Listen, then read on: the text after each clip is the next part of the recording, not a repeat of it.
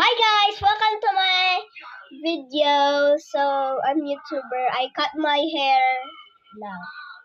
But di ba kanina, nawala ang ilaw? Nawala ang ilaw. Nawala ang ilaw. Bakit nawala ang ilaw? Kung walang ilaw, walang internet. Kaya ngayon lang ako na video.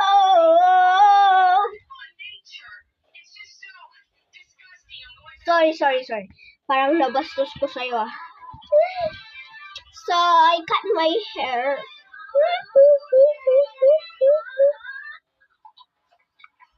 Bakit? Kasi gusto ko magpa-haircut. So, bali boys,